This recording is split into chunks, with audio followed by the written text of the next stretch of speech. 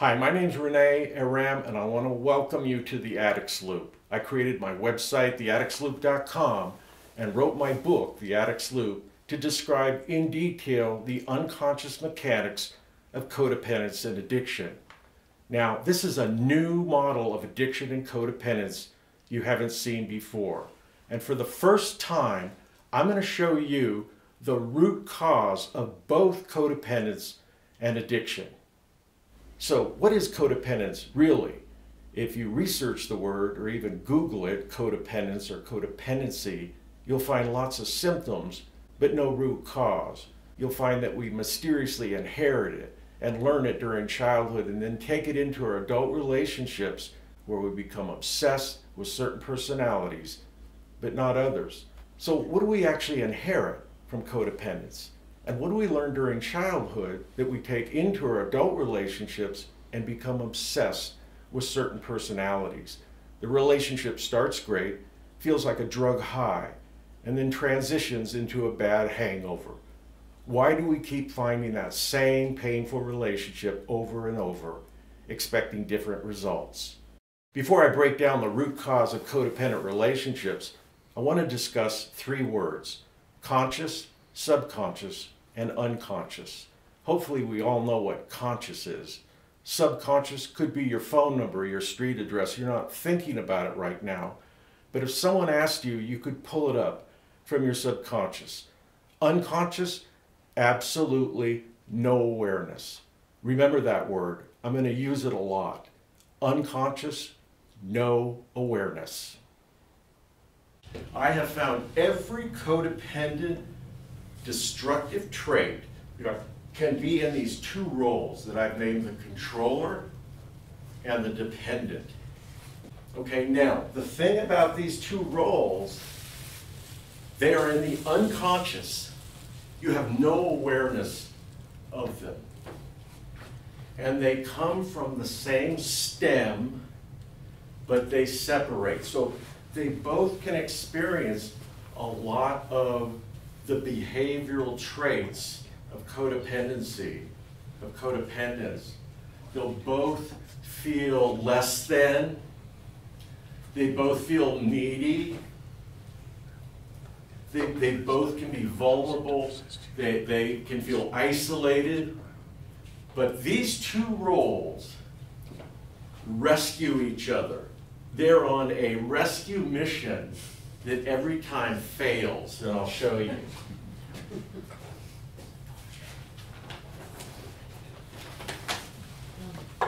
Be nice to yourself. Right? What I've done is I've condensed all the behavioral traits of the two roles. These are the main traits, okay, for the controller role. Can be aggressive. This is unconscious. And one thing I want to talk about, when you have control and dependency, when we're talking about conscious control and conscious dependency, we have to do a lot of things we control every day, right? You drive a car, you're going to balance your checkbook. There's a lot of things consciously that we need to control. That has nothing to do with these roles. We're dependent on very basic things, right? Water, shelter, food. Those basic things, those needs, have nothing to do with these two roles. These roles are programmed. Almost visualize there are two chips in the back of your head, in the unconscious, and they have this programming that they're constantly streaming to you behind a curtain. All you're getting is the messages system from these two roles, right? Now, most of the population has one, okay? I find you're either a controller or a dependent. I believe that's a good percentage of our population. I'd say, 80%. These two roles are everywhere, okay? So let's look at the controller. Unconscious programming. So this is kind of like a controller, or somebody has the controller role, would be streaming out this behavior, right? Aggressive, dominating, over-controlling. This is a real important word here. Enabler, okay? Does anybody know what enabling is? If you, I'll give you an example. I know a friend of mine is a controller. She had a friend who's a dependent. They walked into Starbucks. She would not let her friend, the dependent role, order anything. She said, no, she wants a, latte, with soy milk, a 1 inch of cream on the top, please. She wouldn't let her talk. She would do everything for her. So this enabler is out to rescue and fix that dependent role.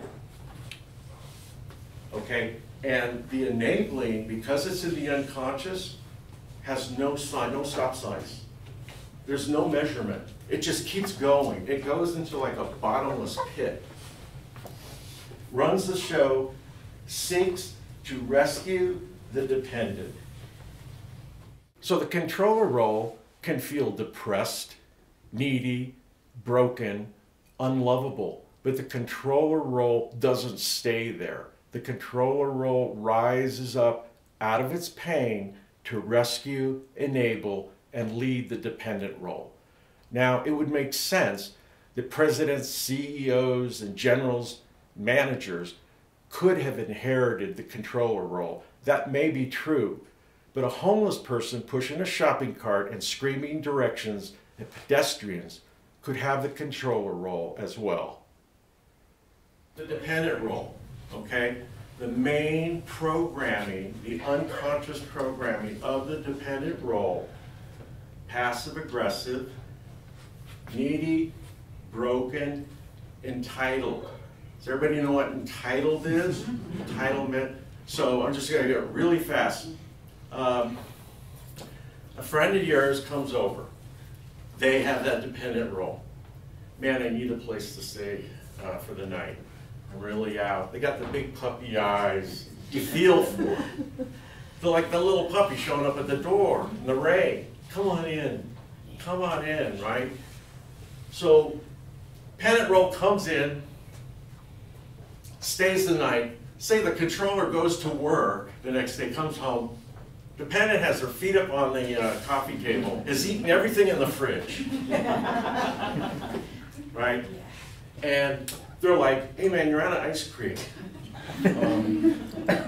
So this dependent role, because it's unconscious, also has a black hole in their psyche back there, which is the entitlement. These two words right here are very important because these are the two blind spots that feed into each other into a bottomless pit.